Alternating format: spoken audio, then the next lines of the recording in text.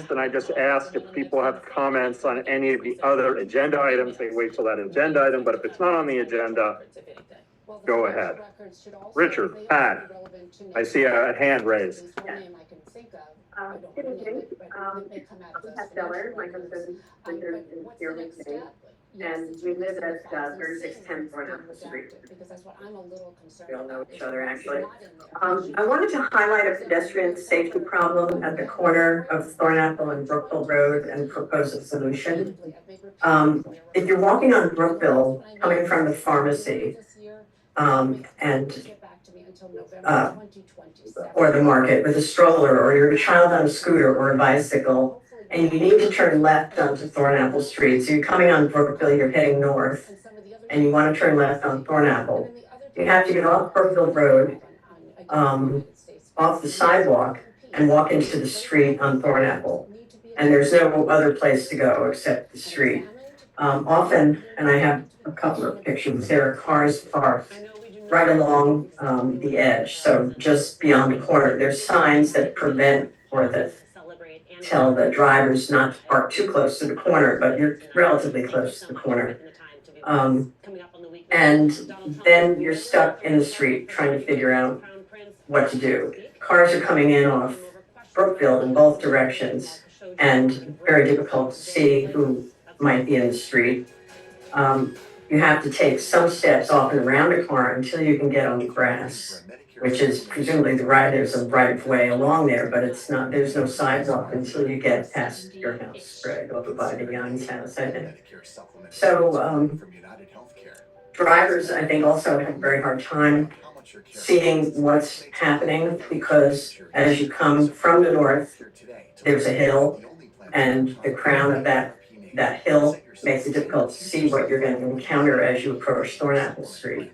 So it's complicated, it's busy, and it seems to me very dangerous. So my proposal is to add a stretch of 25 yards of sidewalk starting at Brookville, and so you would turn the corner onto Thornapple.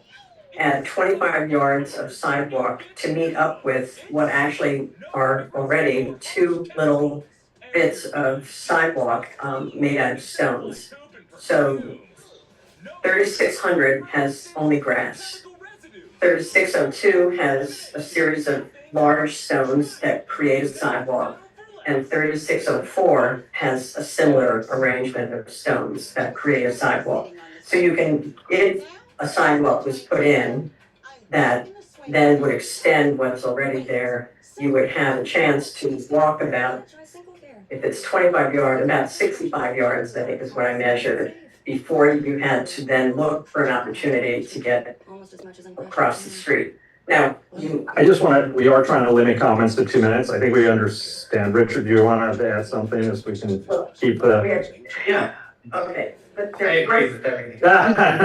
Wise. Just the one point is that people who are not on strollers and using strollers or on bikes or scooters can actually cross Thornapple, staying on Brookville, Right. go up a few steps Right. of cement, and then come back onto the Thornapple sidewalk on the north side of Thornapple. So for pedestrians only, dog walkers and people with no wheeled vehicles, there is the ability to cross the street and get on the sidewalk. So, and Pat, I want to thank you. I know you submitted an email laying this out. At least You see, this is the sidewalk that's already there. Right. And then Brookville Road is here. So what you're basically having to do is you go here and then you have to walk around these cars.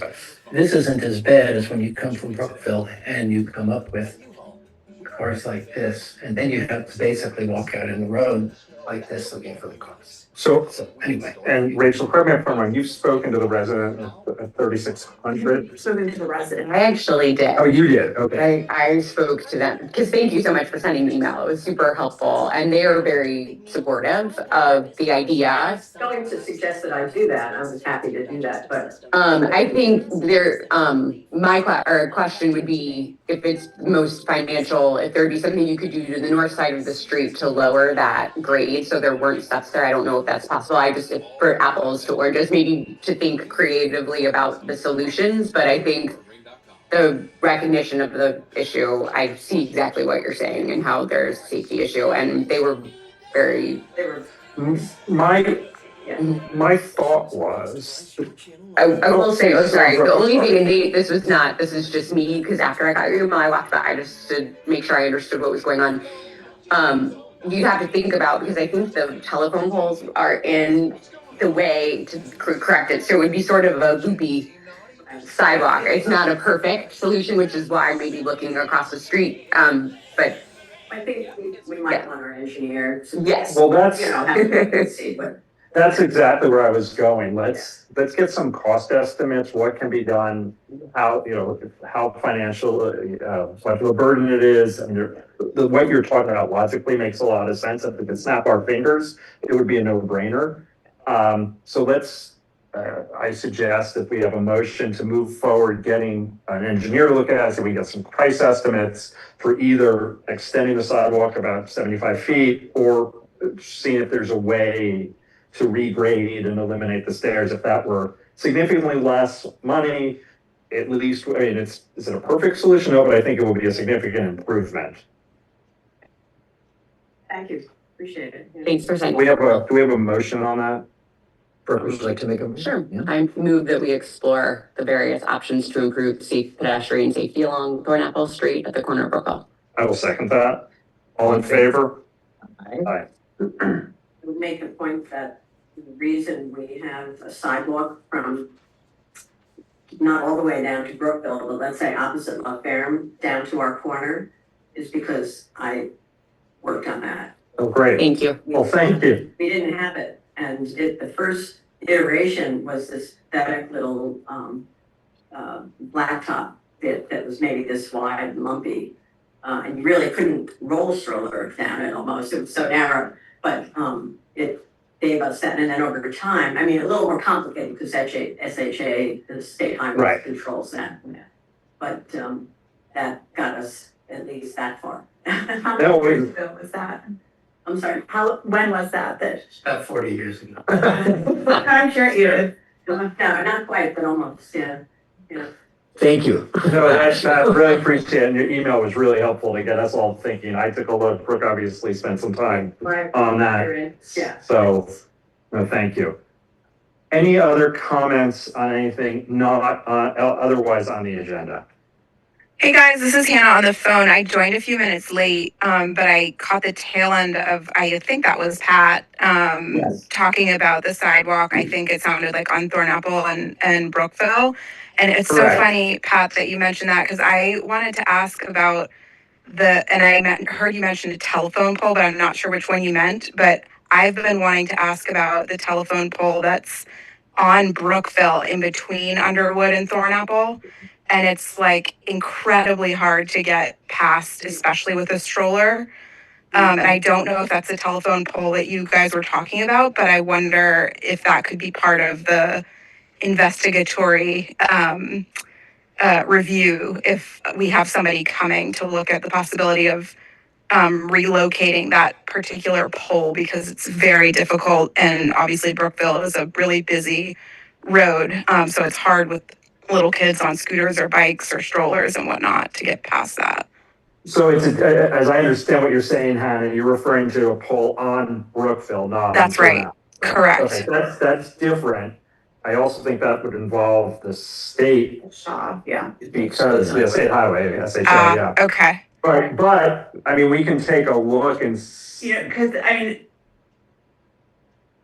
Mern's Edition is doing that big sidewalk project and it's a huge undertaking. Like it involves closing down the street and so I mean, yes, I think we could look at it, but I think it would be a huge project. And if we're gonna do one telephone pole on Brookville, I think there's a bigger question about like efficiency. The only reason that one might be arguably able to be treated differently is because it's weird and where it sits. It like I don't know if anybody knows what I'm talking about, but it sits like right in the middle of the sidewalk and it's different than any other pole along that line. I'm sure there's probably a reason why it was there, but if somebody's coming to sort of scope out, right around the corner, it might just makes sense to have them do a little investigation there.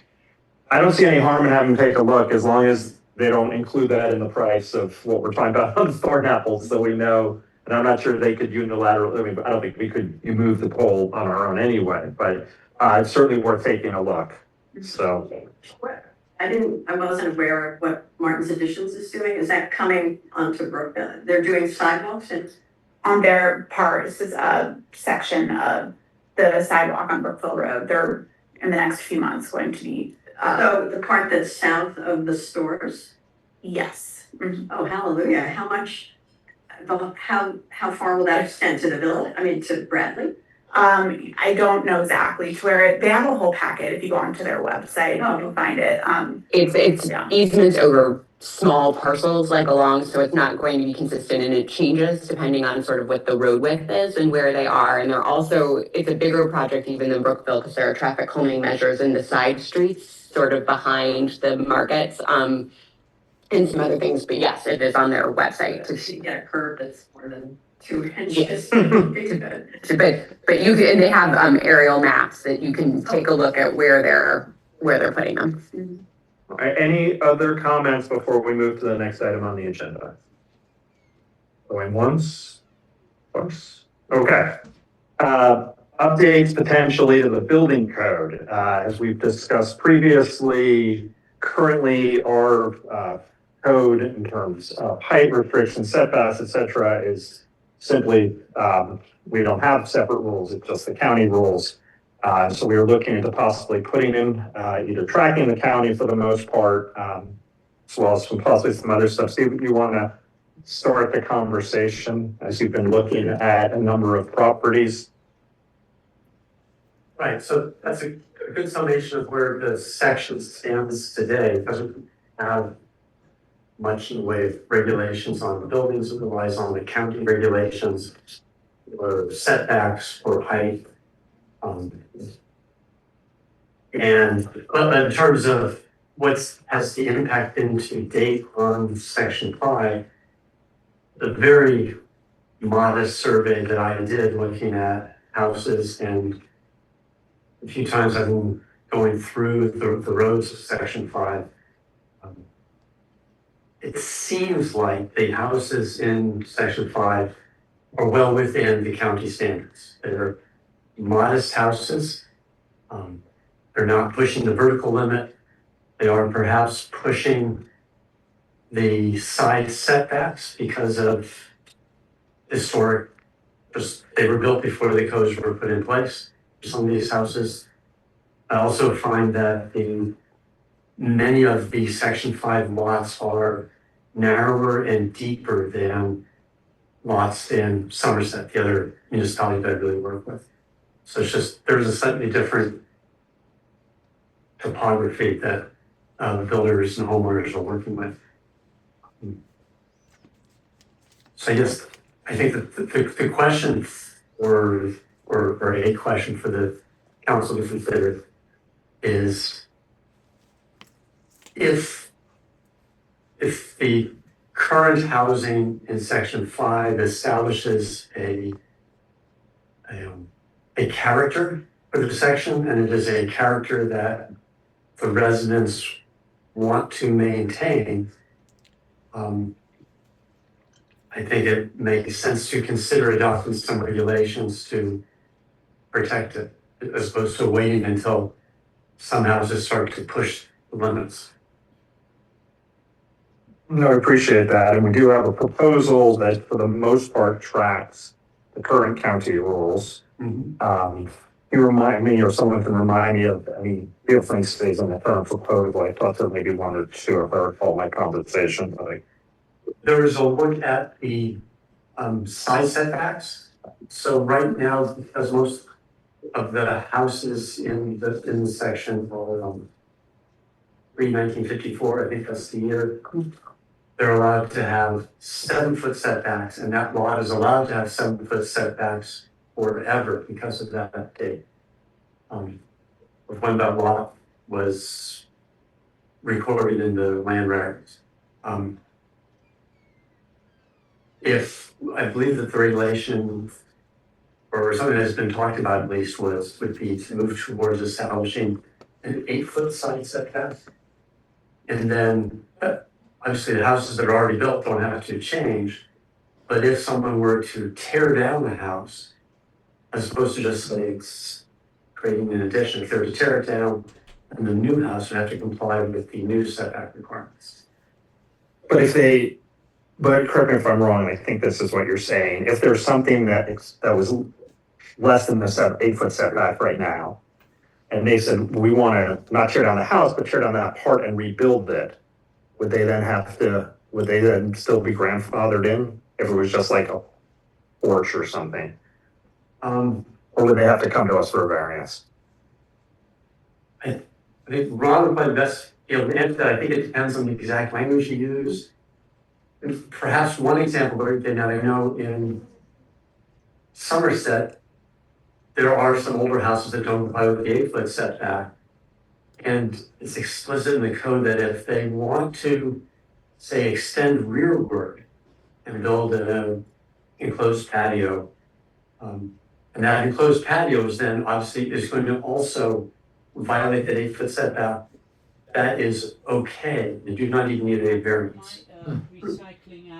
Is that true, is that only true if it's in the same footprint, or is it just if they're already closer than 8 feet of the setback, they can do something else that's also within 8 feet? It's Fine. latter, That's what I so thought, okay. The latter, yeah, as the draft is currently worded, proposed section 9-165 entitled Development Nonconformities would say a developmental nonconformity, that's something that was lawful when built, but rendered nonconforming by a change in the code later. Those things are allowed to be maintained, altered, repaired, and in your example, Greg, a portion of the wall could be torn down and rebuilt within the same footprint. So the exact language used is that modification can't be enlarged beyond the 3-dimensional dimensions that existed as of the date the ordinance is adopted. But if you wanted to redo that addition within the same footprint, within the same 3-dimensional boundaries, you could do so. But if it encroached any farther into a required setback, a variance would be required. But again, as Steve said, you can make it say whatever you want. As it's written right now, Ron, what if you're not replacing like with like? So what if you have a screened porch and you want to enclose that porch? So you'd be installing different materials. You could do that as long as you are in the same footprint. But say you wanted to put, That's correct or no? So currently, under county law, if you have a open screen porch that encroaches into a required setback, you cannot convert it into an addition in an enclosed space, because open porches are allowed to encroach into setbacks at a certain dimension, depending on which setback you're talking about, front, rear, side. But when you convert it into an enclosed space, you lose that exemption. So a variance probably would be required in that situation. So that's something that you could, as a council, do something different in your local code. The county code would apply at the same time, but with respect to your village code, you could allow open porches to be enclosed. But would it then have no effect because the county wouldn't allow you to do it? You wouldn't be able to get your county permit? Probably if you had the exact same setback. A lot of municipalities have, for example, an 8-foot required side setback instead of 7. So in that instance, there's 1 foot where it's possible that a county variance wouldn't be required, because if that porch was extending only 7 feet towards the side, no county variance would be required, but a 1 foot municipal variance would be required.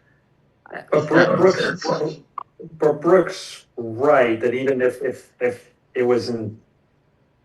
was within the, we said a 7-foot setback, right, so it was within that And even if we gave the variance, the county would still have to give a variance, correct? Correct, yes. Yeah. Yes. But I'm saying if your setback is 8 feet Right. and the county's is 7, and they meet the 7, then they don't need the county variance. Because it's grandfathered on the old plat by the county. No, it's within the, it's not even grandfather, that's the, Or it's the recorded plat 7 foot at the county level too. Correct, yeah, so yeah, at the county level, if your lot is platted before 1954, you get a 7-foot setback from the side. do people have comments, questions? Obviously, I mean, we can introduce this tonight, we would not be approving it tonight, we would do that at our next meeting. But obviously, if people have thoughts, comments, questions. And I'll just point out, Greg, that there are some blanks in the ordinance that are flagged for discussion purposes. You know, Steve covered height as proposed. The height would be the same as the county's, although we would also have a height limit for accessory buildings.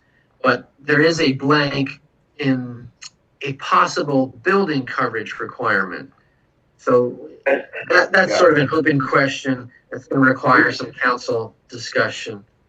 And that's 160 B. Correct. What is the setback for accessory dwellings or sheds or garages? Yeah, so great question. And you're asking not what's the requirement at the county, but what would be proposed for the village? Correct, yeah. What are we proposing here? Okay. And so that is section 9. Whoops.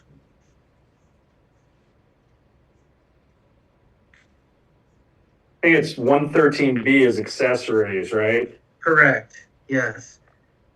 So the side and rear would be proposed at 5 feet, which is the same as the county, and setback 60 feet from the front, which is the same as the county. But then this draft proposes something a little different than what the county does. If the accessory building has a certain height, if it's greater than 12 feet, or if it's wider than 24 feet, then increase setback supply. And what's proposed here is that an increase of 2 feet for the setback would be required for every 1 foot that exceeds 12 feet in height or 24 feet in length.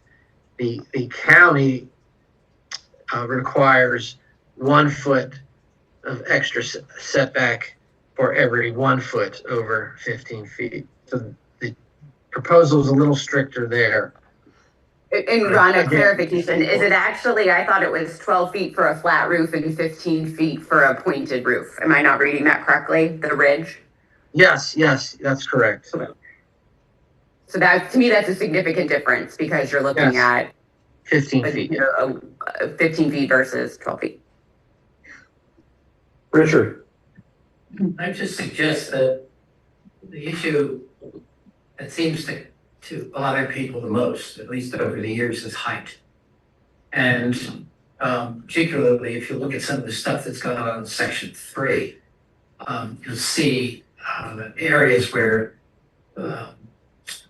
very tall houses have been allowed and it's created not only site problems, but problems with the neighborhood. So if you're considering taking side setbacks and making them wider, what you're doing then is you're, I guess, narrower, so you have to be 8 feet away instead of 7.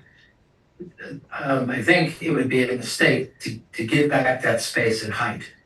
In other words, if you say, okay, well, you have to be 8 feet away, but we're going to give you an extra couple of feet above in order to make up for the fact that the side setback is bigger. I think you want to be careful with those.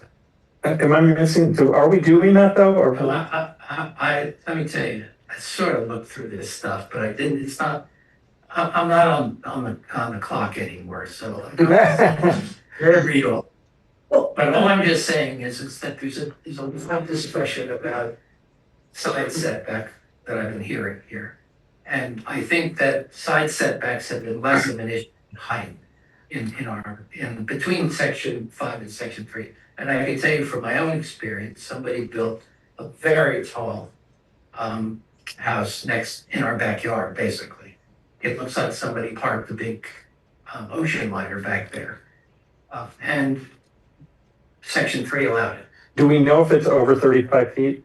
I assume We it's- hired a lawyer, they looked at it, and it was okay. I don't know what the number. I think to your point though, I mean, can we talk about height? Like that would Sure. be one change that I would potentially suggest that I think other people have maybe are in the same place, but other municipalities, their local regulations by that chart you can see are 33 for the max and 28 feet for the mean. And so again, just to give it some perspective, if you're thinking a 10-foot ceiling height on your first level, a foot in between, you could have another 10 foot, and then an 8 foot, and you're still allowed to do that under this height. And I think Steve and I were talking, I think not just maybe changing, going from, as it was drafted, 35 and 30, but also changing the or to and, is that would be, which would also, and Steve, could you talk about that a little bit more? And just so everyone, if you have a draft. Oh, it's sorry, 9-1 8-5, Yeah, 9112A. yes.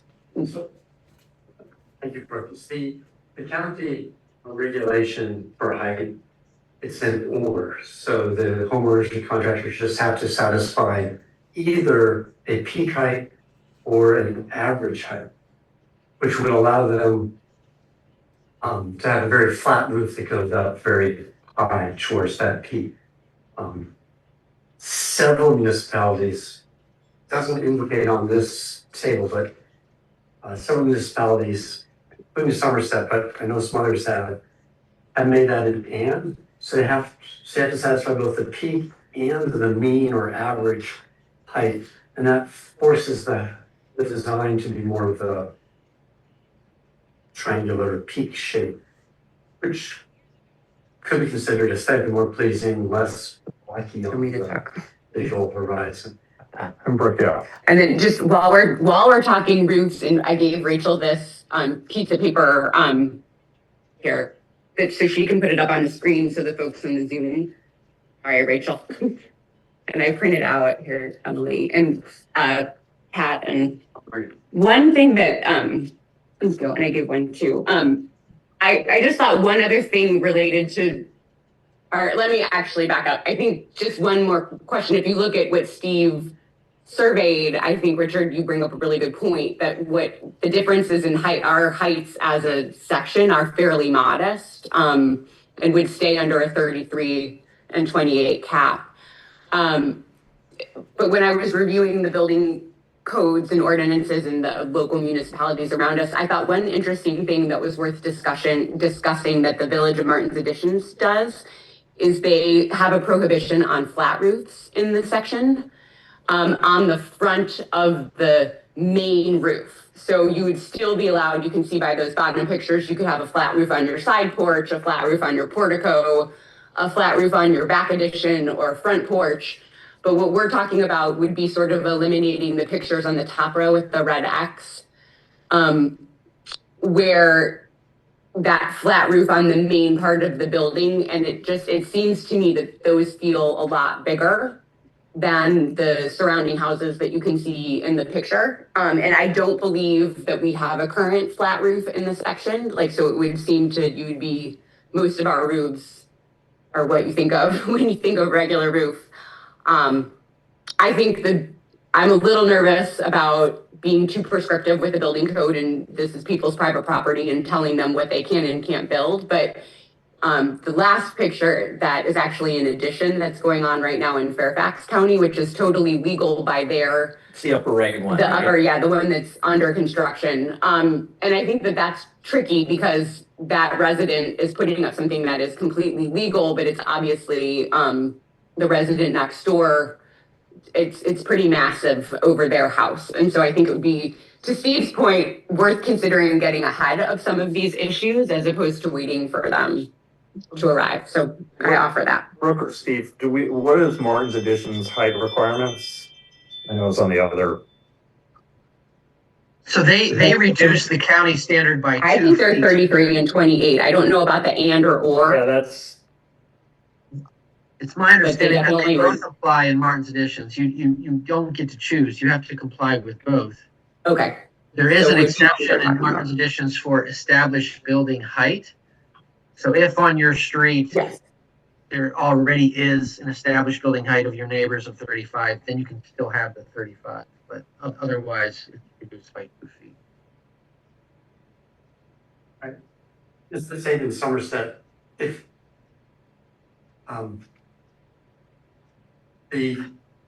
I believe my perception of how things unfold in Somerset is there was one particular house that was built that caused a lot of consternation within the community. There's a very tall, modern, flat roof blocky house. And not only, so the top roof just met the county standard, roughly 35 feet. And then it had another like 8-foot tall elevator or stairwell access, big block on top. It's a very large structure. One of the things Somerset adopted is an inclusion of any type of structure above the roof in the calculation of the height. So your chimneys count towards the height. An elevator shaft would count towards the height. All these things count.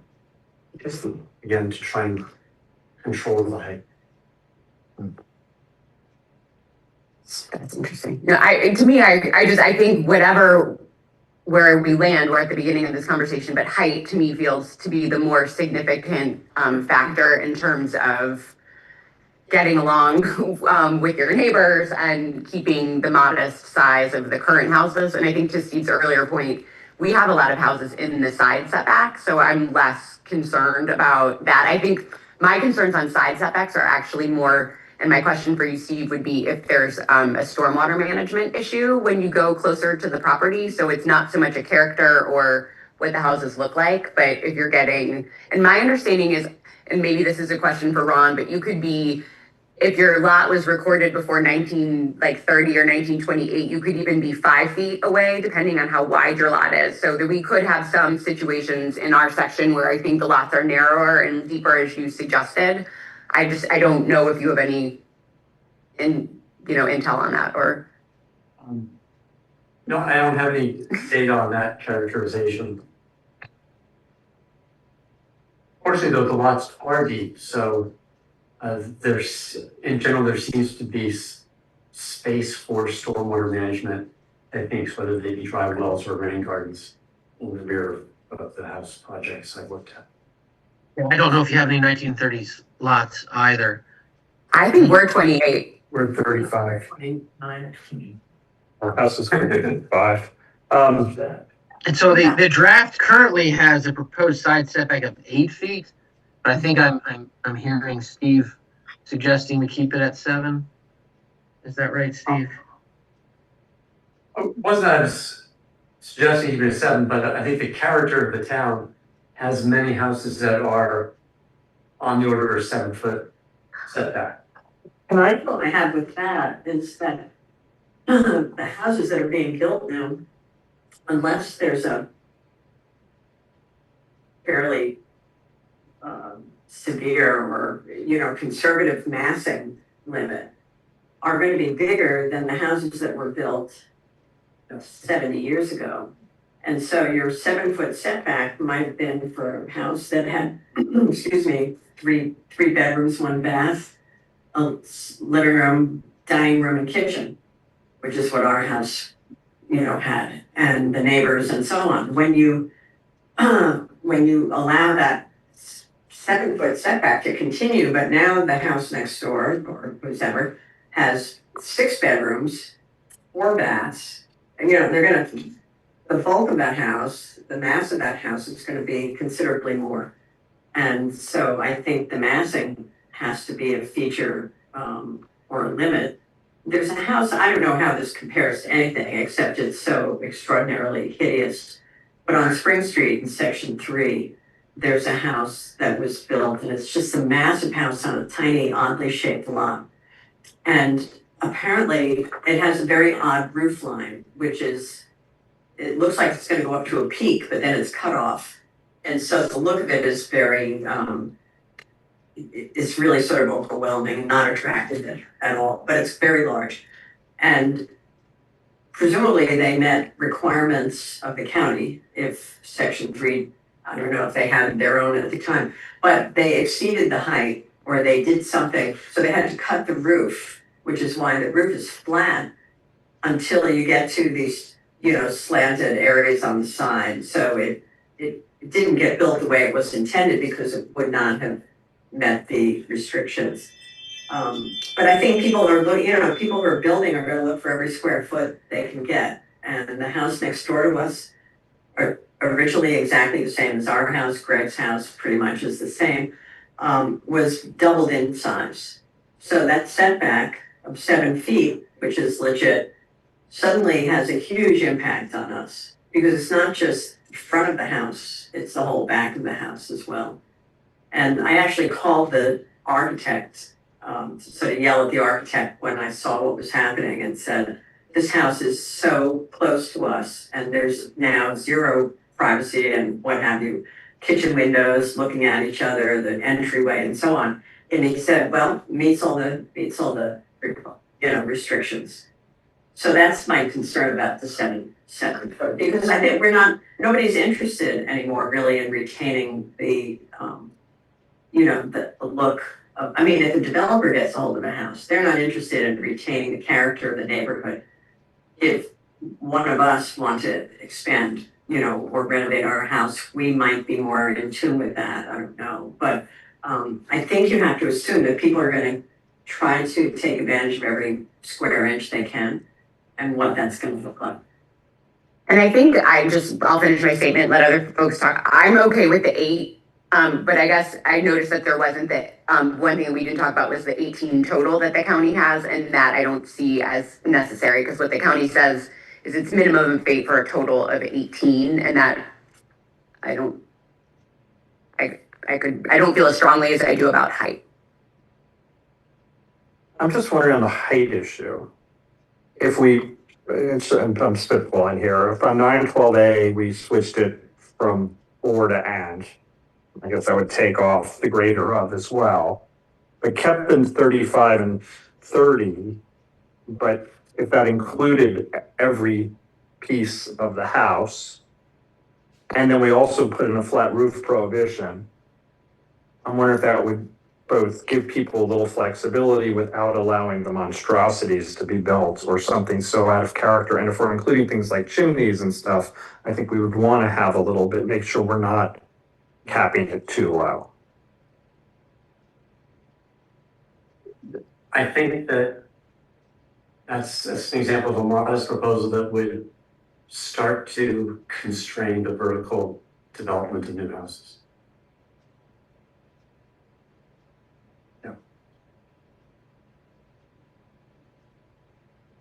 I guess my only question on 35 is you're talking 12-foot ceiling, how do you get to 35 as a house? It's a pretty large home that's sort of different in what you're looking at a 12-foot ceiling and another 12-foot ceiling, a foot in between is at 25, so you still have 10 feet to play with as an attic. And a chimney, it is a pretty large structure.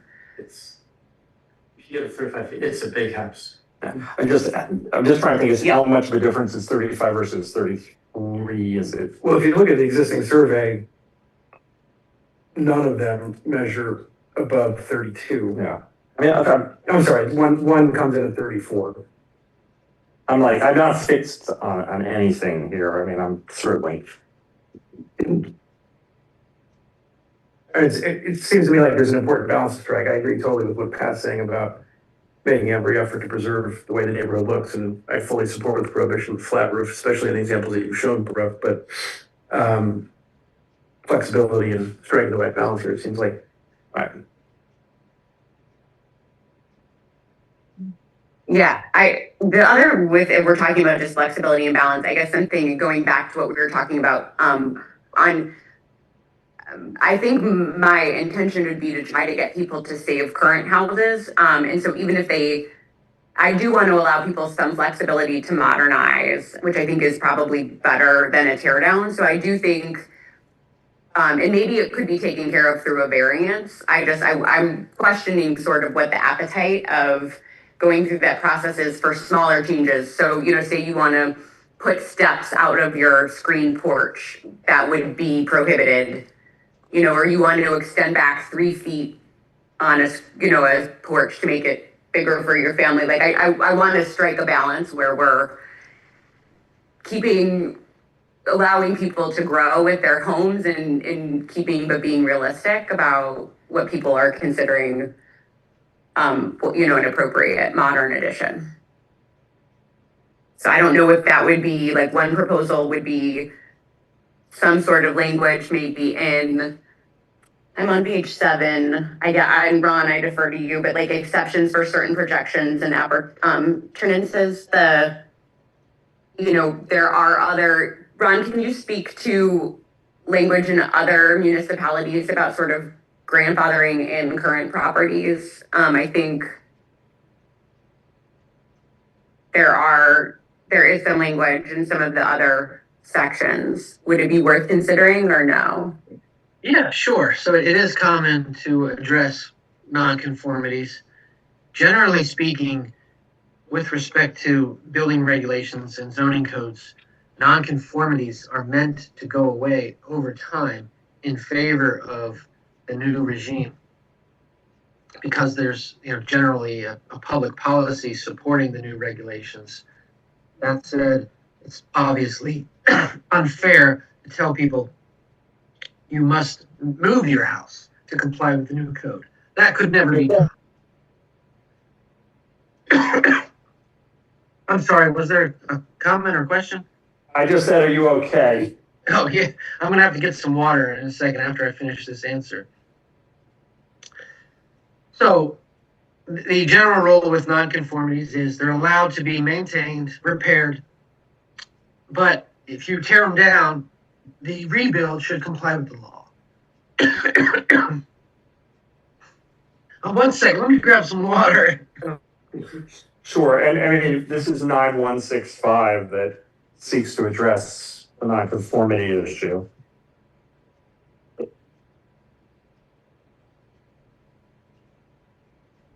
And then whenever, and Steve, I don't know if you want to start on also the 9160B issue on lot coverage, which is the blank.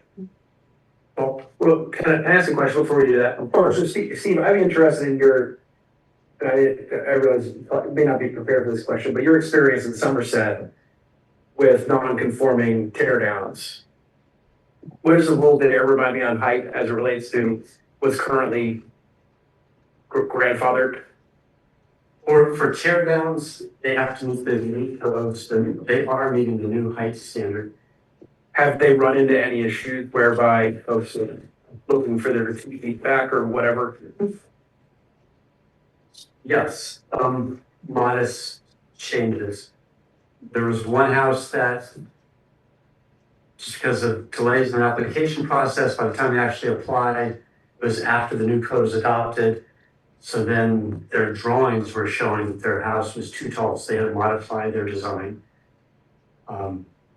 And one house that has been built now is in some false stones in the construction process.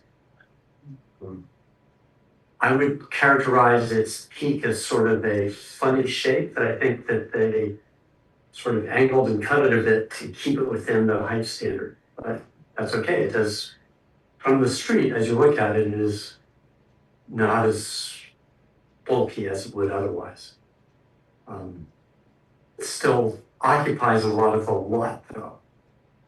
Within code, which for a tear down infill development is like 20 to 30%. 30, I think. Depending on the lot size. But with real money, illustrators, developers generally push to the limit on how close they come to the code. So the house I'm talking about, Allstone, the plans have its height 0.1 foot within tolerance, so 1.2 inches shy of the maximum height.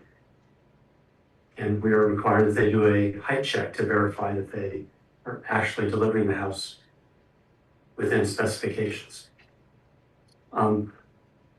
It's interesting. I live in Somerset, so I think of Somerset as we. Somerset is looking at lot coverage as a potential area to regulate moving forward.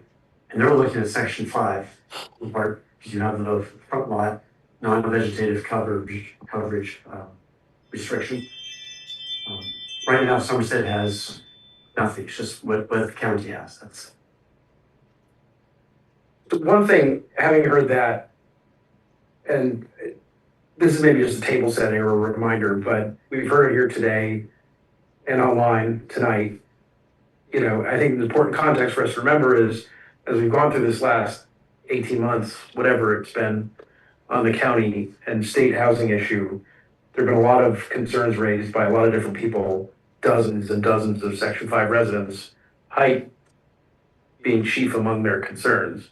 I think that's important for us to remember, particularly within the context of the developers pushing for every inch and perhaps coming up with strange shapes to do so.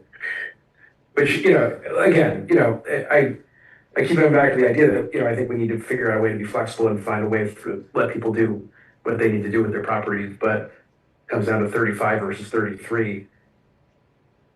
That would be in keeping with what I take to be the overwhelming will of our residents.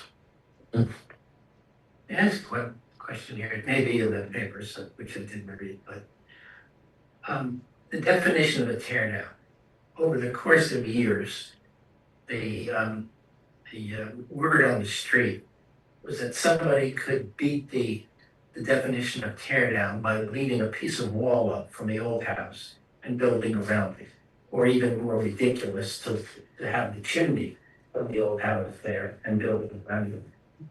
But they explain that when somebody comes in and says, there's a tear down, only the front wall, and now I'm going to take advantage of all the rules for a small, older. Right. Great question. The county code for R60 zoning talks about that. It defines what are the limits of construction activity that designate the effort as infill development versus just an addition. Like you're adding on a 2-story rear porch, rear patio. And off the top of my head, I can't remember the exact details, but it's along the lines of if the addition is less than 50% of the footprint of the existing house, then that's an addition. If it's more than 50%, you're now talking about infill development. And infill development triggers more restrictive rules on lot coverage. That's it, just on lot. I have the DPS document. But am I correct as this is draft? That's the one. If someone tore everything down, save the chimney, they still would be subjected to all the new rules. Yes, if that's it. Yeah. Oh, we And the town would not be bound to the county approach as to defining what's new construction versus addition. Oh, right. Those are section 55. You could define that separately. Yes, the resident's quite right. The county rule used to be if you keep up 2 exterior walls, it's deemed an addition, and so developers would just prop up walls with 2x4s. But that's no longer the case, Ron? Yeah, there's a new rule now applied by the county, as Steve noted.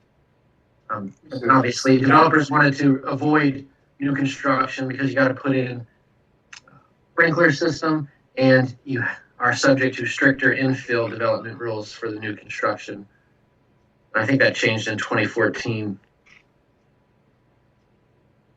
Just for residents who are listening in, from the county's R60 code, a project is considered infill development if it is a new detached house or demolition is more than 50% of the existing floor area of all floors of the dwelling, or addition is more than 50% of the existing floor area of all floors of the dwelling.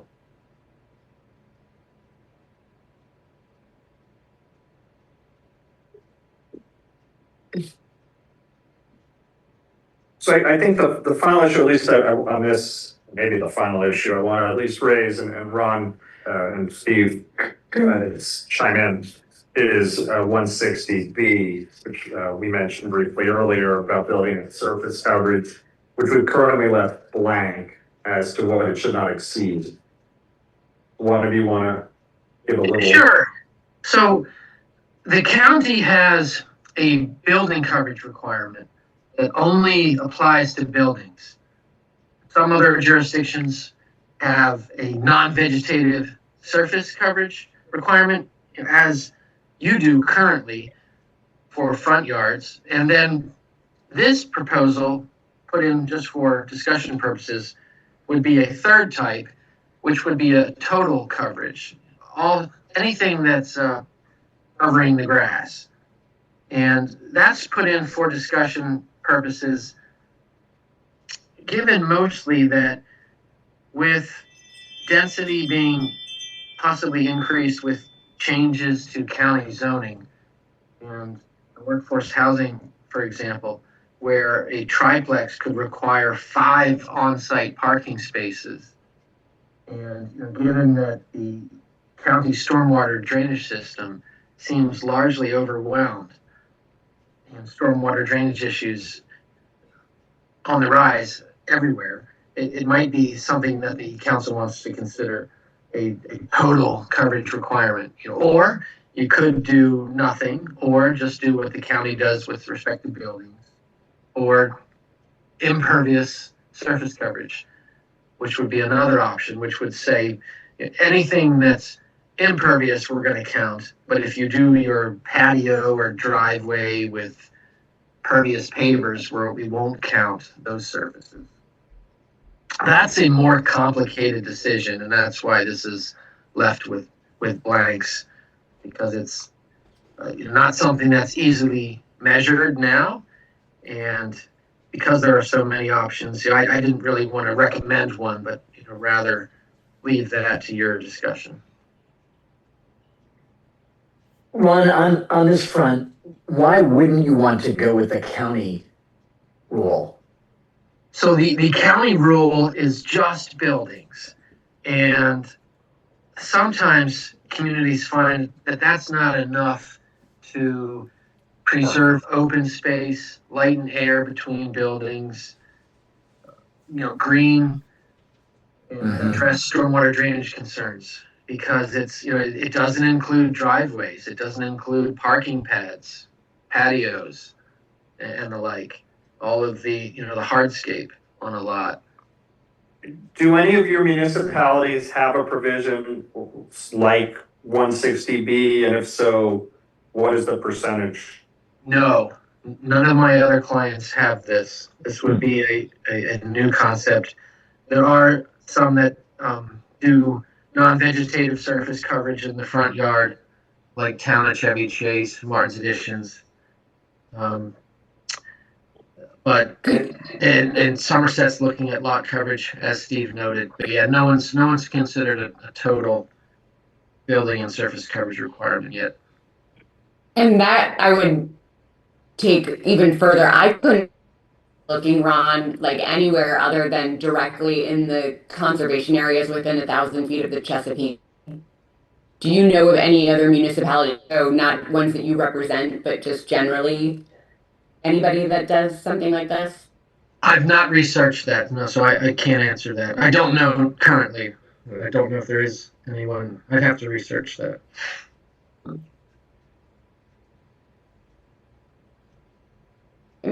I guess I understand the intent of it, and I think with parking coming down the road, I think another question I had is, would turf, because I think some people like to install artificial turf in lieu of grass, so I assume that would be counted as an impervious surface. Ron, is that correct? It depends on the turf. Okay. Yeah, some turf is impervious, some is pervious, I believe. But and so those sort of things in sport courts, you're getting to a point where you could have a lot that has a lot of impervious coverage on it. And I think, Rachel, when you have seen in building permits, sometimes a patio can make the difference between a neighbor flooding, another neighbor. So I don't know if you want to. Yeah, I mean, that with stormwater, also how close, like what the setbacks are, I think that's where we're getting, like, in terms of stormwater, I think that makes a difference, how close these structures are. So that's where I think setbacks are important to be mindful of. And the height, so I mean, from what I hear from residents, I think stormwater is one of the perennial, like, significant issues. I think the question is, is instituting an impervious coverage requirement going to be, or non-vegetative coverage requirement, the way to do it? And I guess I just feel like, well, I just don't know what it would be. It's hard for me to feel like I'm doing anything but like throwing a dart at a level right now without more data about how much people's lots are currently covered, what other section, if there's no one else has tried this before, it does make me a little nervous to just throw a number out there and hope that it works. But I like the idea of trying to deal with the stormwater issue that Rachel, spends a lot of time, and I'm sure Steve, hearing from residents on. I guess one of my questions would be if we, do we think the maximum right now of properties in section 5 of coverage that they have? I mean, I don't want to put a number that would really be inhibiting if we were to put a number in, but if we were keeping the character, I don't know what that number would be. I would not be surprised if it approaches 70% for some houses and lots, if they, between walkways in the front and then driveway, the garage and parking, and maybe an extra parking spot plus the parking area in front of the garage. And maybe have a patio. I mean, if we said it was 70%, which would include every piece of property in section 5 currently, I mean, I would feel comfortable with that. Yeah, I mean, is it worth doing a little more poking around on that question? Do you think you can arrive to some? I could try. What I've seen in the available information that I've worked on to develop this table, there's less hard data. I would have to try and measure off of the drawings, and it's really hard to try to measure curved walkways and how much square footage they have. I mean, if even just a sort of crude number, I mean, I want to sort of err on the high side here, but I could work with Rachel and maybe pick out a subset of half the number of houses and just see what I can pull out. Well, I mean, There are drawings for some of the houses that they get. back to your original area, that Thornapple, Brookville Road, there was a house there. It was a small cottage that was torn down and a new build was put there, and it's probably 80% of the property. That's the standard that's been happening in recent years. Which is kind of amazing, I think, because the standard for the building is 35%.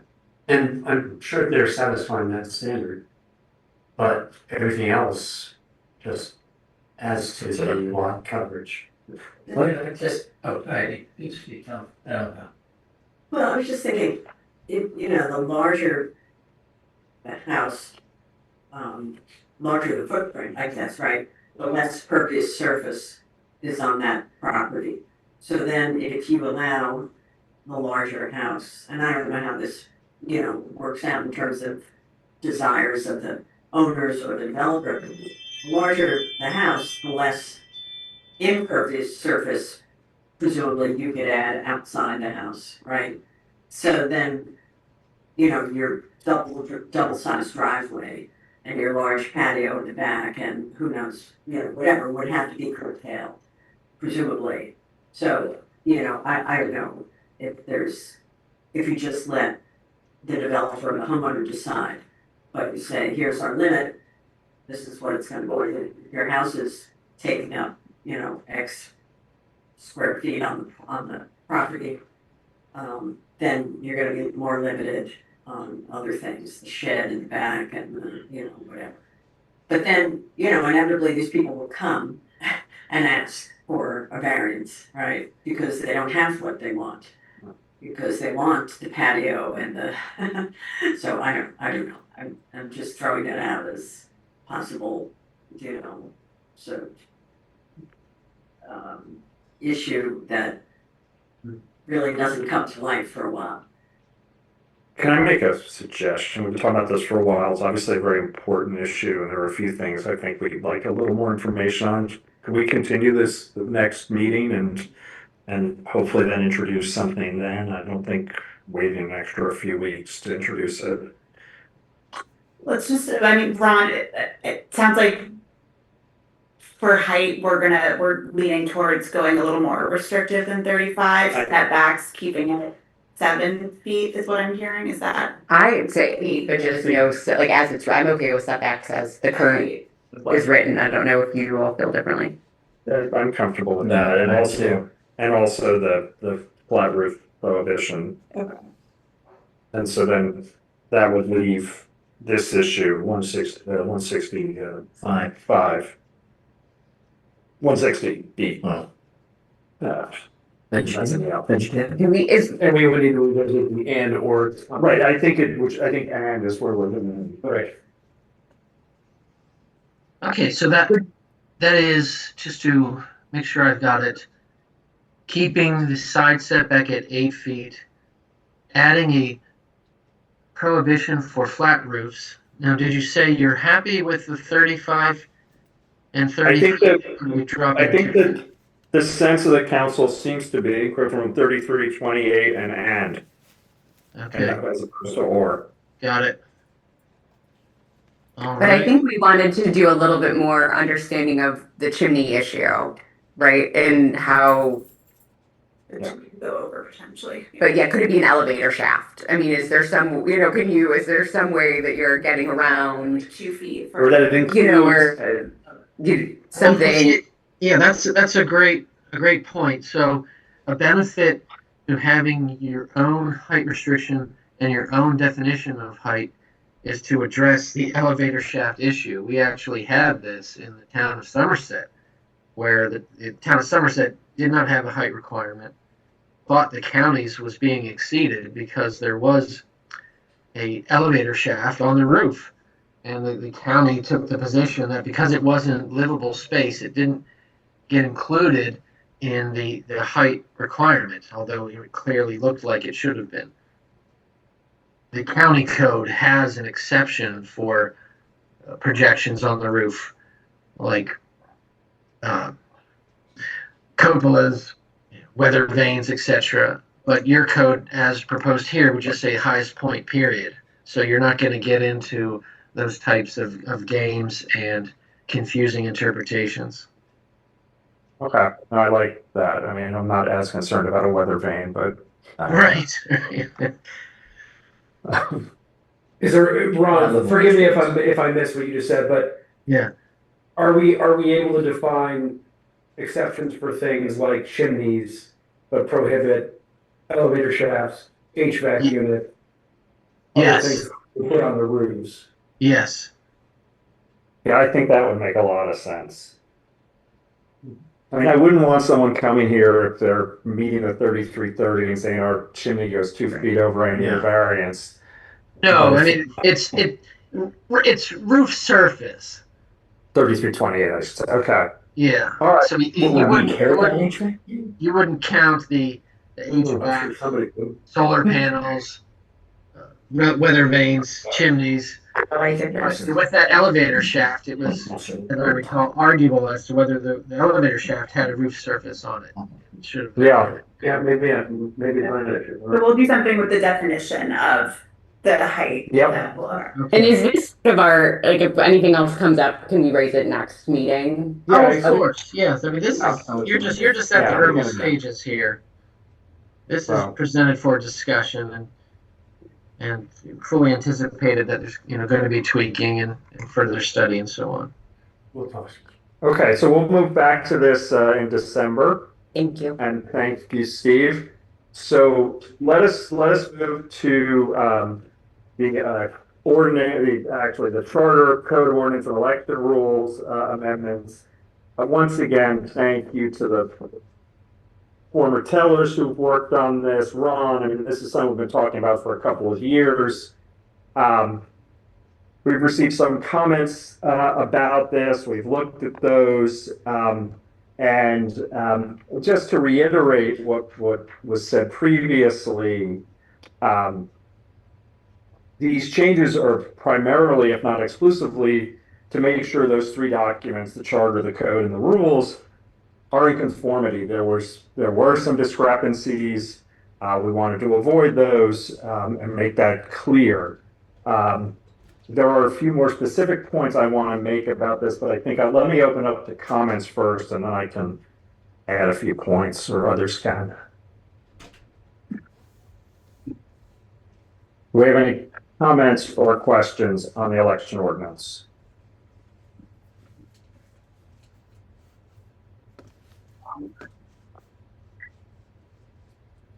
All right. So this is a public hearing, and there's no one from the public that wants to Hey, speak. hang on a second. I have something to say about the election ordinance. I'm sorry, I stepped away from the conversation earlier. So Go on for. Pardon? So go on, please. I'd just like to know if we could have some explanation from the council about comments received and why they weren't shared with the residents. And I'd also like an explanation as to why the council chose to make the amendments that they did, which is for them to have full control of the election board, so it has no independence whatsoever, and the removal of the option that the election board has of encouraging participation in by the residents in terms of serving on the council. The last part is I don't really understand why the council itself wants to hold authority about whether or not elections are run. That seems to me also to belong to an independent election board. So I'm curious as to why the amendments proposed by and implemented into the ordinance are basically orientated towards the council maintaining complete control of the independent election board, which doesn't seem to me what the charter intended. And I'd like an explanation from the council as to what that is about. Thank you. Okay, sure. Let me go through a few things. First, as I said already, the major point of this was simply to conform the code, the charter, and the ordinance and the rules, which I think, have done thanks to a lot of hard work. As for your issue about sharing your comments, that is not the role of an elected body, of the council. You send a letter to Senator Van Hollen, he's not going to send it to everybody in Maryland. The council has reviewed it, it's part of the record, but it's not our role to then send it out to everyone. I know you have exercised your rights to share it on your website or various formats, and you're certainly welcome to do that. I'm sorry, but excuse me, second. Wait a minute, I'm speaking. I gave you your turn. Please let me speak. I want to address your points. So that's point one. Now, let me turn to your comments, which were also in your email. And I don't know where you've gotten some of these supposed amendments. I don't know if this is from AI or what, but what you're saying about the amendments is simply misstating what is in them. The point about full control of the election board, there's no removal provision here, despite your saying that. That's not so. And And the idea that somehow there should be a separate election for an election board for our small community, we're unaware of any jurisdiction that does that. And how that would be run, who would monitor that, why it should happen, just doesn't make sense. I mean, we are a small community, 227 homes, I believe I have that number right. We're all doing this. We're not paid. There's no glory in this. We're doing it because we want to help out. And have some sort of detailed bureaucracy with an election and all sorts just doesn't make any sense, and there's no example of that. Your next point that somehow the election board is precluded from asking people to run, that is not a proposal. What was removed was the idea that they would have some added responsibility on that, and the discussion was made that there was, the election board has a very targeted role to supervise the running of the election. Anyone can encourage people to run. Importantly, there is no restriction. If people want to run, there's no real burden to get on the ballot. Well, you just have to indicate you want to do it by a certain date, and that's it. In the Excuse interest me, excuse me. I'm not done. I'm trying to address your points. Your next point about whether that it's the council that determines whether an election is to be held. Again, that is not in any proposed amendment. That is just made up, I guess. What if the proposal makes clear, which has been the case for as long as I've lived in Section 5, is if there are only the same number of candidates as there are seats, there's no election. Now, our charter precludes write-in candidates, so there's no reason to spend the money on having an election when the result is determined. If there are two candidates and there are two seats, whether or not those candidates are incumbents or not, it doesn't matter. There's no election because it's already been determined. So there's no reason to spend money on something that just leads to a result or the same result. Why spend money on what we already know is going to happen? This is what we've done for years. There's easy ballot access. We've received a couple of comments from others on the election proposal. As far as I'm aware, at least in terms of the proposals we have made, the only person who has raised issues with it is you, Mr. Hussein. That doesn't mean that we would ignore them just because you're the only one who made them. We looked at them. You've been submitting numerous requests, including public information requests, which you're allowed to do, except by doing this in the last, since sometime early this year through October, due to your requests, we've incurred conservatively more than $4,000 in legal bills. And even more troubling is, the burden you've placed on Rachel. She has been in this job for less than a year, and she spends at least 20% of her time dealing with one resident, raising comments that are often, as I've just laid out, not based on facts, claims about proposed amendments that aren't being made. And again, you're more than welcome to make suggestions and comments. I have no problem with that. That is your right. But I do have a problem when you're misstating things and making allegations that you've done in the past of some sort of malfeasance when you have no basis to do so. But I've spoken for a few minutes. If you have something to add, please go ahead. Yes, I've got a response to the things that you said.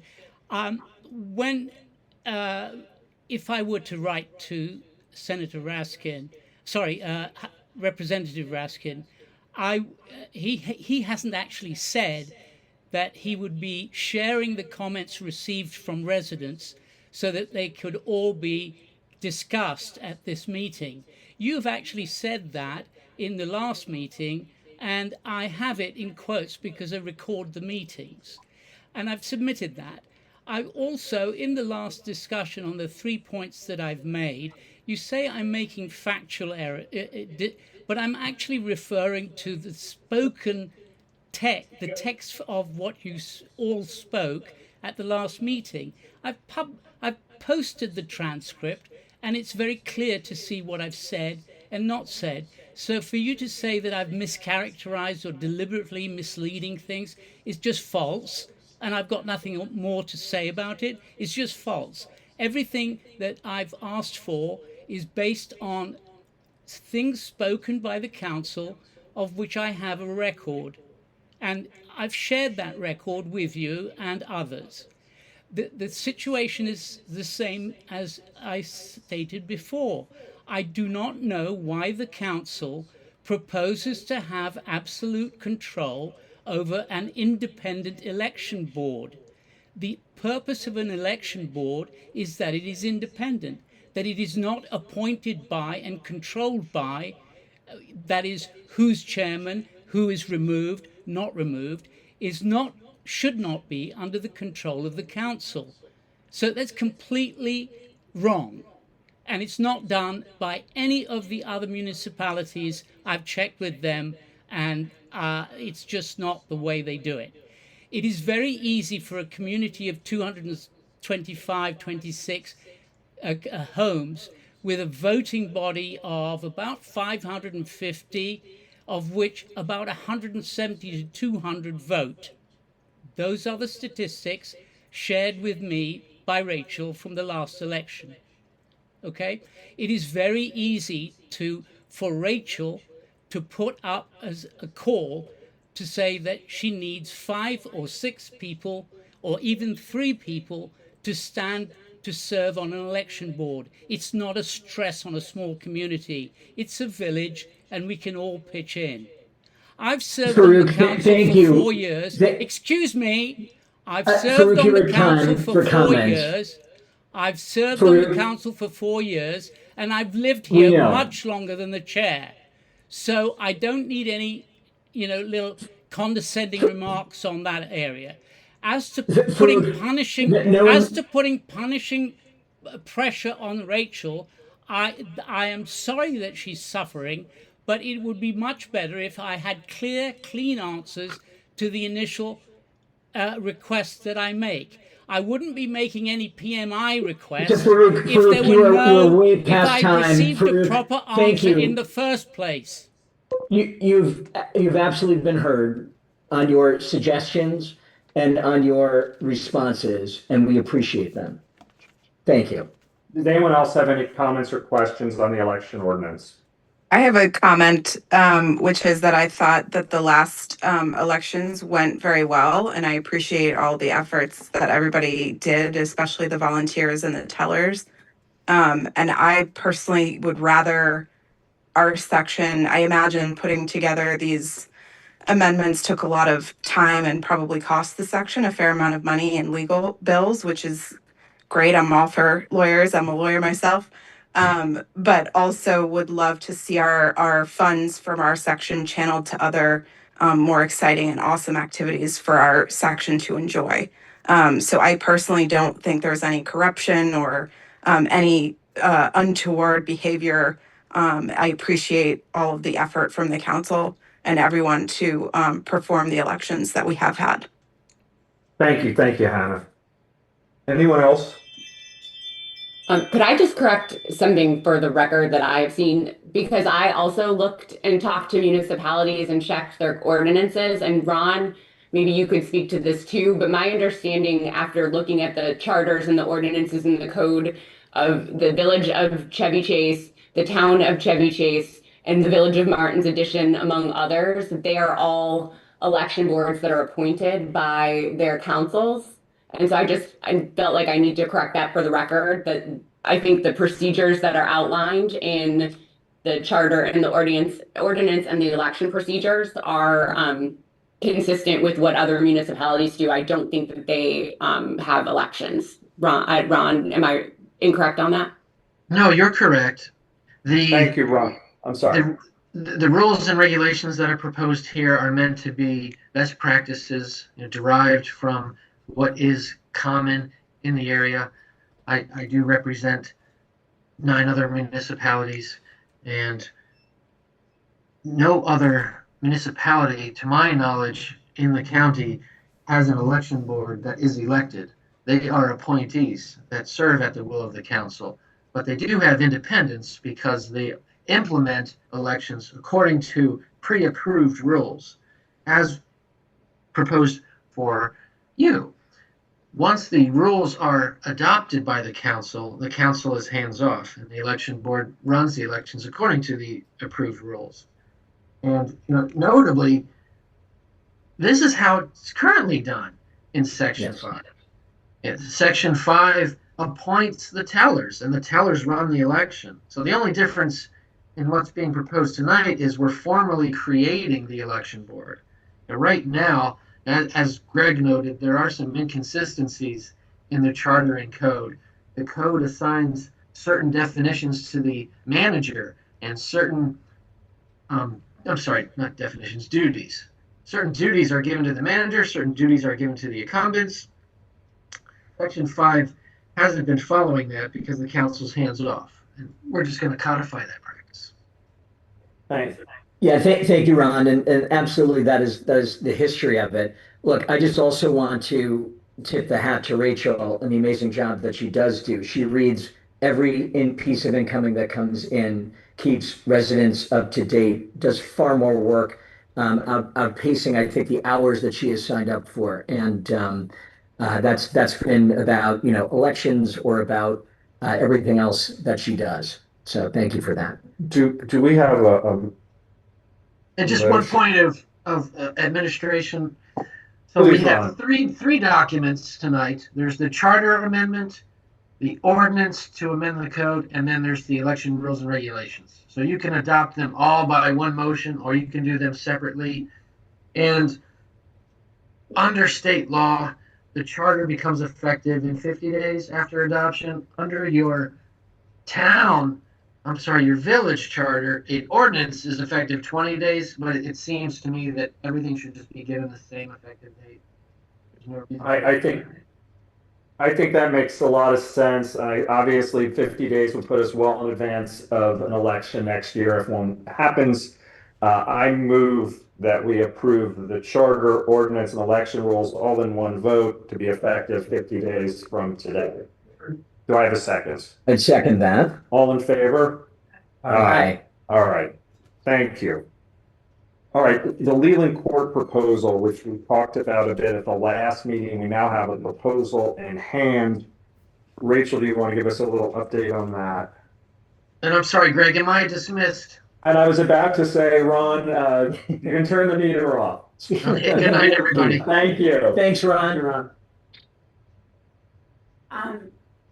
So yes, we have a proposal from Chamberlain. I also want to welcome Jason Azar, who's on the line. He is our consulting engineer, came on a few years ago and has worked with Ashley, kind of putting the beginnings of this project, and has consulted on other infrastructure issues as they've come up. So I am going to hand things over to Jason, and we'll be able to field your questions. But I will say the proposal that we've had from Chamberlain came in, it's a little over $400,000. And one of the many reasons we're discussing it tonight is that it is more than what the budgeted amount is in our current budget, which is $240,000.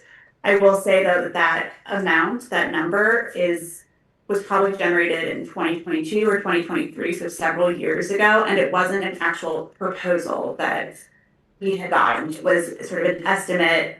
I think Jason's firm might have actually helped to ballpark it. So while we do have this budget number that is significantly less than this proposal we currently have in hand, I don't think we should necessarily be tying ourselves to that budget number. I will also say, we haven't bid this out through an RFP process. One of the reasons is because Chamberlain Contractors, who is a reliable, communicative contractor who does good work, we've worked with them before, has a writable contract with Montgomery County Public Schools, so it would preclude the need for us to go through the lengthy RFP process, but obviously, wanted to open this up to discussion. So. Jason, welcome. Hi, thanks for having me. If I can just take 1 minute, I will tell you, in the state of Maryland, synthetic turf is considered impervious. So I've been listening for like the last hour, so I just wanted to let you I'm know. sorry. But I appreciate the just wanted to, clarification. Thank you, Jason. Just let you know that, so that if it ever comes up. We've been working on this project for a while. Started with Ashley. Rachel's correct. A few years ago, before we kind of really got into the design and had surveys done, and we kind of had met with Rachel and initially just kind of wheeled off some lengths and kind of came up with a rough estimate, kind of a order of magnitude, before we had surveys or even knew, final quantities. So I understand that number was kind of carried forward, but it's probably not representative of the reality of today. Bid prices have kind of gone through the roof the last couple of years, particularly with the heavy construction trades, asphalt, concrete, steel, things of that nature have really gone up. So I reviewed Chamberlain's quote. I also had experience working with them in various projects at MCPS and also a couple other municipalities in the area, and they do very good work. So I did recently, at Rachel's request, put together a little bit more formal of a cost estimate, and I was, I guess, a little bit higher than the Chamberlain quote, with an estimate based on recent, unit prices that we've seen on other bids for other projects around the area. So I reviewed Chamberlain's quote. I believe that it's complete and has everything that it should in order to get the work done. So I can only say that I think that the price is fair. The scope is pretty thorough and well written. I know that Ron had reviewed their scope, and both him and I had some comments which Chamberlain had addressed to make sure that everything was included that we'd asked for. And so I think in general, the project price that they provided was fair and reasonable. If we approve this tonight, do we have a timetable on when this would be finished, at least in theory? So I spoke with them today, so if we sign in the next couple of weeks, Chamberlain said that they would hold our price until they do the work, so, and we'd be first up essentially once the weather permits in 2026. So Bill, who's our contact there, said he would expect like late March, April to kind of be when that happens, and timeframe would be about a month total of work. And he thinks that he could get it done. So we had been hoping to get it in before the new year, but I appreciate his transparency. He brought up the point that we really need to do it, with months in between having the concrete work done, because the salt and the snow season would just be too tough on it. Yeah. Do any residents and anyone on Zoom have any questions about this?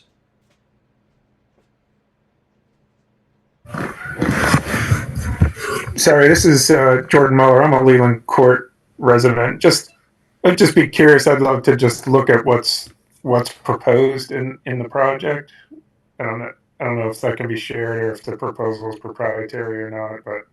But I'm just looking for a general sense of sidewalks, curbs. What I can share a plan. Would that help to see it? Yeah, I defer to Rachel. If it's permissible to share it with the residents of Leland Court, I would just ask you whenever you see fit, or even if it's a redacted version or whatnot. But thank you. Absolutely. No, that's not a problem. Yeah, and I'm pretty sure the proposal actually itself, I'll double check, but that should be shareable, yeah. Yeah. No, there's a mention. I will say the version that I have a couple of hard copies here, but I actually, after I printed, Bill sent me an updated one that includes the performance and payment bonds that Ron recommended we include, so that'll be 1.5%. Jordan, can I ask a question? Is there any particular component of the design that you're particularly interested in? No, I just want to get excited about it. All right. fair You enough. think, Yeah. could Jason just talk for 30 seconds? Could you just say for 30 seconds, like a quick high level, just so everyone on the call knows what's happening? Sure. So start with the existing pavement will be completely removed. Curbing will be completely removed. Sidewalk will be removed. Everything will be replaced with new paving, curbs, driveway aprons, and sidewalk. There's an area in the island of the court where delivery trucks currently kind of jump the curb and run it all up. We'll be adding a mountable curb there, and a little small ring of some concrete just on the inside. So that hopefully will not be a muddy mess moving forward in the future. And then, modifying, and tying in the lead walks to the homes. We'll be putting back the speed bump in its current location when it's done. And then I guess probably the biggest thing that there'll be some trees that need to be removed that the tree experts that the town has under contract, they'll be doing the tree work. And then there'll be some new trees going in at the end of the project after the work is complete. Thanks, Jason. Any questions, comments from the council? You mentioned trees, I want to also mention, Lee's gave us a quote to do the removal and grinding of the stumps, and so that will be on top of the 409,000. It's 14,200. So we should go on at the same time. And we have a long-standing relationship with Lee's. They do all sorts of work in the area. Yeah, I think Jordan, it's your house also, there's gonna need to be a service outage, and so a little bit of a complicated situation, but That's fine. we know how to work with him and have process. Okay, do we have a motion to approve the contract with Chamberlain and to do the tree removal with Lee's? I will move. So moved. Second. All in favor? Aye.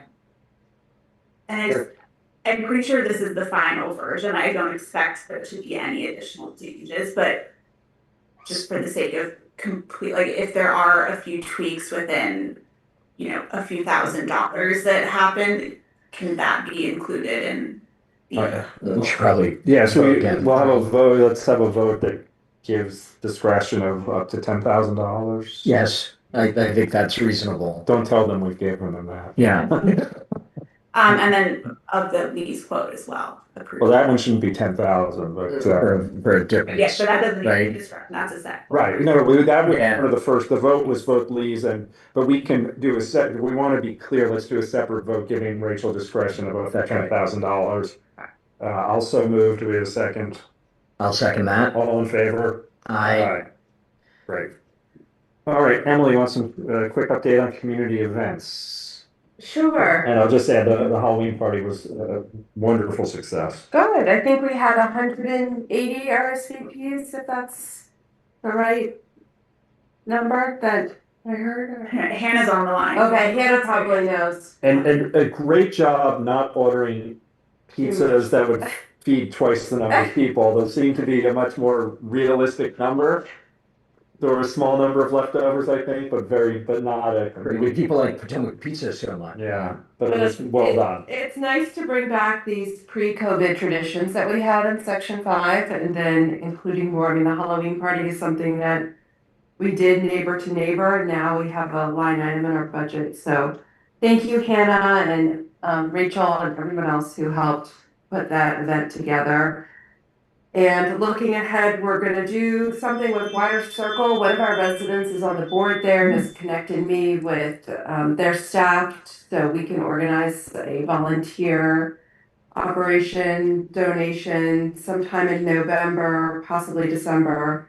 And then as far as December goes, we've had the fire truck come by with a special visitor, and if anyone wants to offer to host some kind of holiday celebration, that has been done in the past. Again, it's on a volunteer, neighbors volunteered their home to have Santa come by and cookies and mulled wine and cider. So there's funding for it if we have a volunteer, and we can coordinate that as well. And then looking ahead, we're gonna hopefully do authors panel here in the village hall.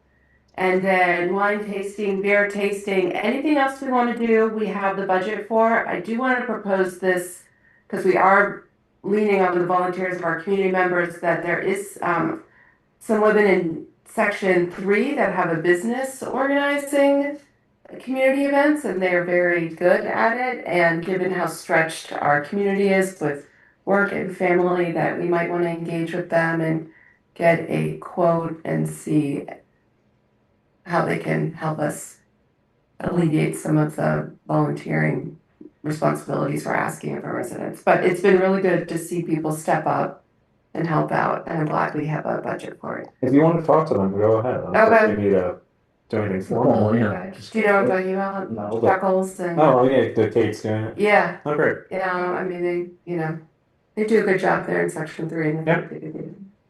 All right, Rachel, if you could take us through the financial report and your report.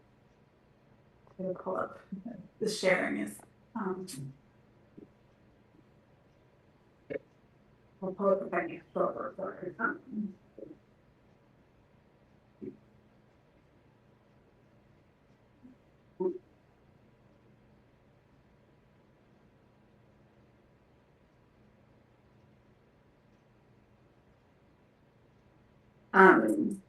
All right, so I'll start just by quickly saying we finished the audit. It was submitted to the state by the deadline of October 31st. That is on the website. The report's on the website, available for everyone in fiscal year 25.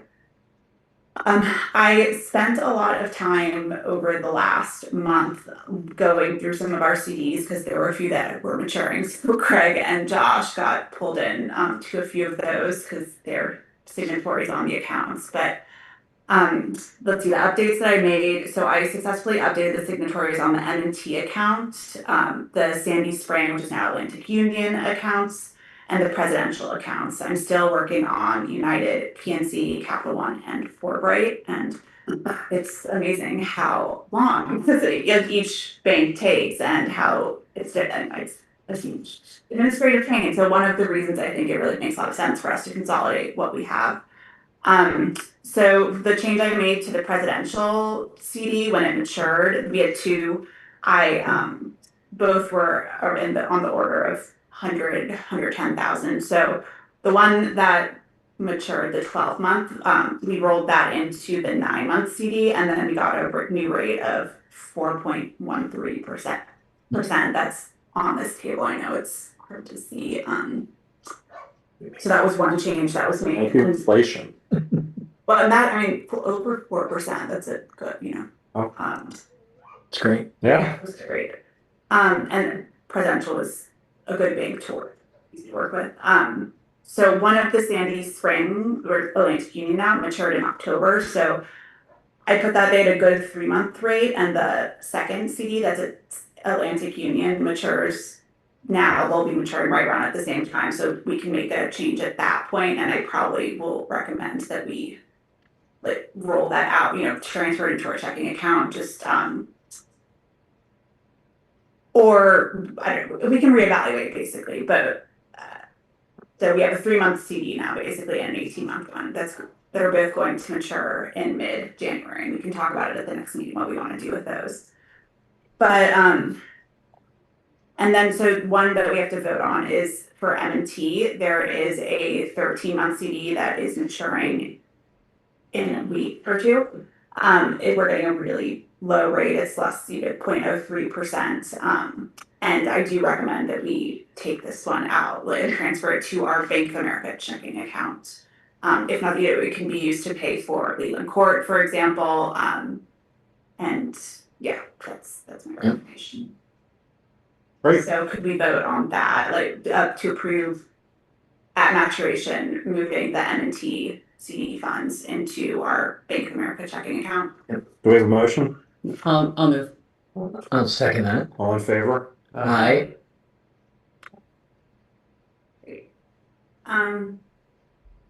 Yeah, I think that is everything. We can take a quick look at the statement of the balance sheet. So hard to see.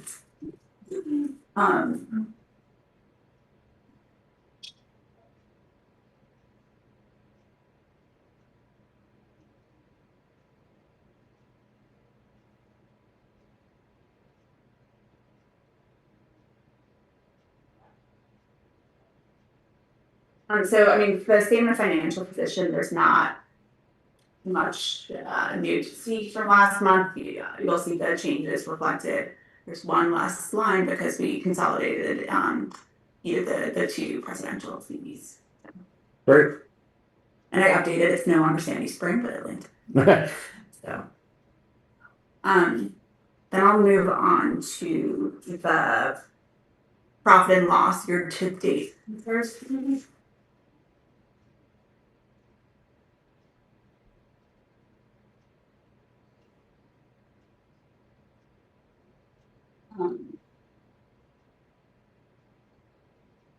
Okay, so if we go through, if we're starting at the top, we talked about this last time, but the investment and interest income looks like it's lower than last year at the same time, but that just has to do when things were booked. Also a note that as we're moving some of these CDs, like the presidential CD used to give us monthly payments, but that is now going to be one installment at the end of maturation. So a flow might look a little bit different, but net will be up. Income tax is down a little bit. Our October distribution was a couple $1,000s less, but again, October is usually not a very large distribution. November is usually our biggest, so we'll be getting that in a few weeks. We'll see what that is. See if we go down to community events. It looks a little. Last year we were booking, but the community events were going into the community other line item, but this year we created a new line item, which is community events. So that's where we see the pizza, which was $1,100. So, yeah, if we go down, and anyone jump in as I'm going through these, Sure. If there are any particular line items, including people on the line, this is the time, to please ask questions. So the insurance is a little bit up, and that has to do with the adjusted premium hit for our liability coverage. So, and that was up a little bit actually this year, the adjusted premium based on the audit. Printing is up a little bit. That is partially because we've had so many resolutions and additional things that have gone out in our mailings. So that has contributed, as well as I did an order of new envelopes. We're almost envelopes. Website computer maintenance, that is up a little bit, and I talked about it last time, mostly due to our hosting fee for Civic Plus has gone up. Okay, accounting, this is up a little bit from last year, but that is mostly due to just when the auditor payments were made. That on the whole, I think we're gonna even out as the year progresses by the end of the year. So, legal though is significantly higher than last year. Yeah. 27,000 compared to 7,000 at the same time. This is partially due to Michelle Rosenfeld and having her engaged housing issues. It also has to do partially with the various resolutions and code updates that Ron has been working on. It also has to do with the number of public information requests and that type of thing. So So landscaping and town maintenance is up as well. That has to do partially with the flower boxes. And some other maintenance issues I talked about last time, or not issues, but some areas in the right of way that needed to be addressed. Tree work you'll see is down because we just had fewer summer storms this year. So what's that? 11,000 versus 33. Yeah, 33.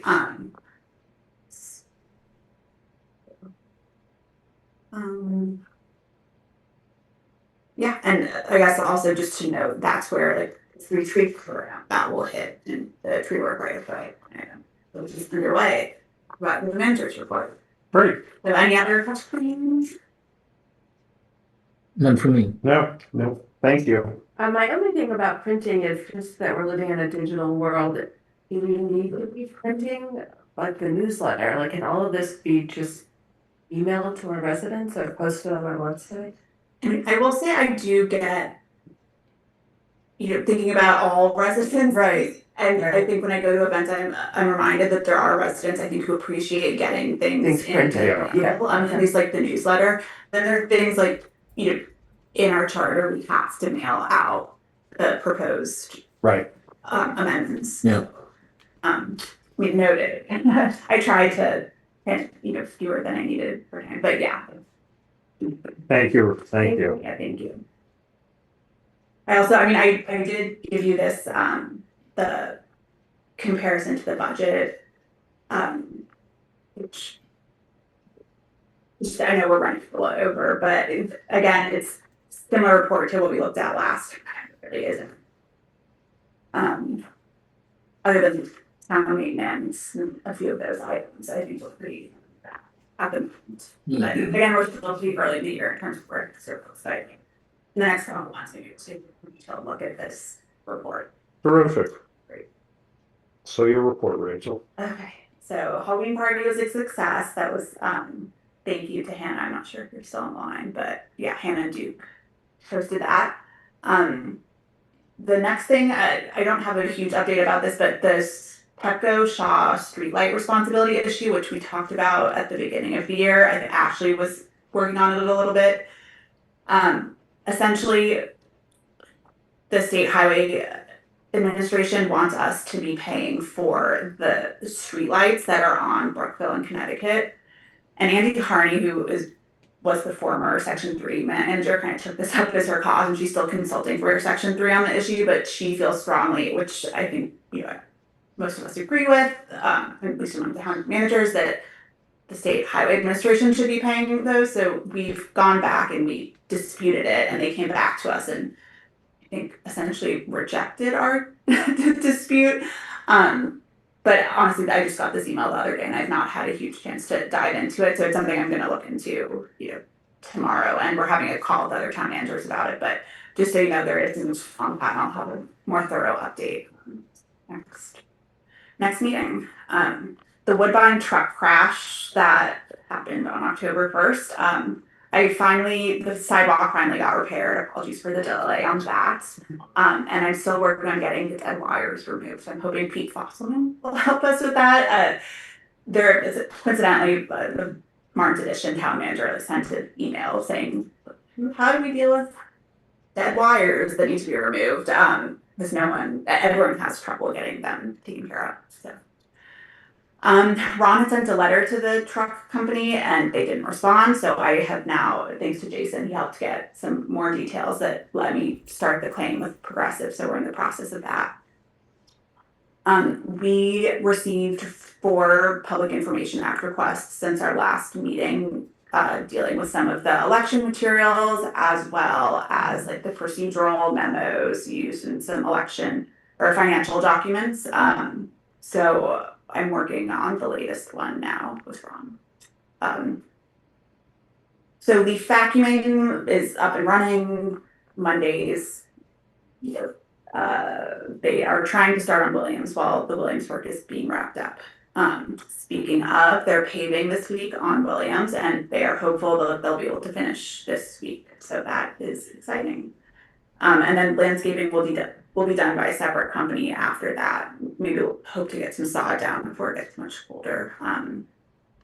The free tree program is up and running. It's been successful. We're doing about 40, maybe 42 trees, 6 of those being public. Hilbert's been in touch with people. He'll be delivering flags in the next week or two, and probably planting will happen by Stadler the first week of December. So,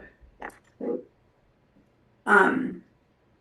Heard from Washington Gas, and so Steve and Tolbert and I had a call with them last week. They are doing some work on our street, on Thornapple Street, but mostly on Brookville and on Connecticut, on the ends of Thornapple, to abandon an old line, a cast iron main that's there. So it shouldn't take too long. There's only one spot in front of 3602 Thornapple that they'll actually have to dig, but there will be some traffic impact. Nothing will be totally closed, and they'll give us more. It's not till 2026, but something to be aware of. And Tolbert will do a tree protection plan for that work. Bulk trash, the next pickup is December 6th. And then one of the next things I wanted to talk about was the Brookville Road delegation talking to the District 18. Sean, I know we had kind of brought this up last time, and I wanted to, there were some Zoom issues at the moment when that was going on, so I wasn't fully in that conversation, so I wanted to make sure I know what the directive or what the issue was and what the directive is there. Yeah, I have been approached by a resident who expressed concerns about pedestrian safety on Brookville, which is a long time issue. We discussed it briefly during resident comments last month. I'm just repeating this for the benefit of everybody on the Zoom. And then I think the idea was we send a letter to the District 18 delegation urging their help to come to some form of resolution with the state authorities, either cooperative or otherwise. So, but just tip for more pedestrian safety measures. Yeah, I think the ideal outcome would be a visit from the delegation staff and perhaps members. Is there any data on accidents or anything? I mean, is this just people worried, or have there actually been incidents?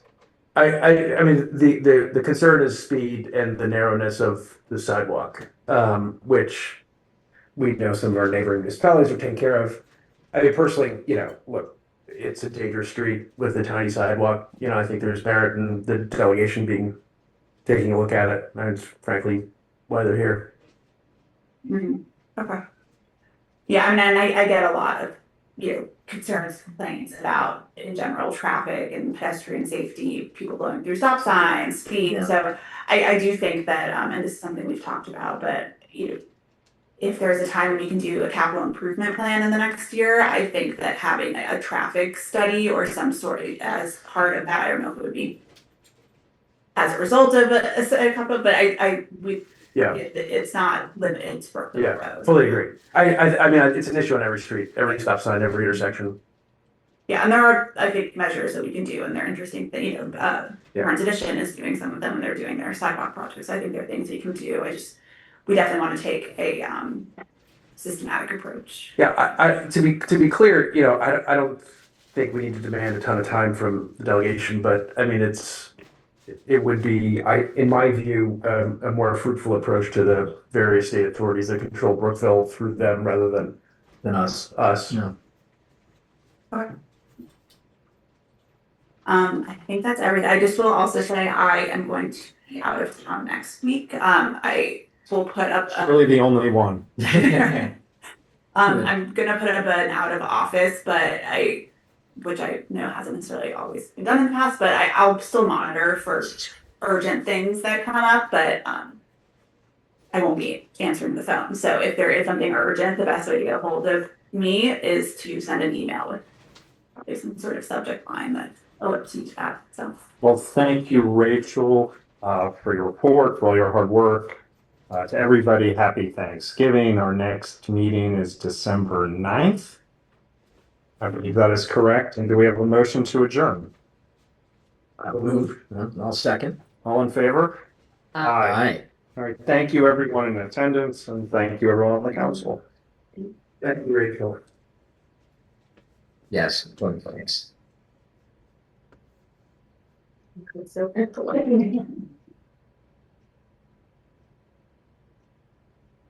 got it.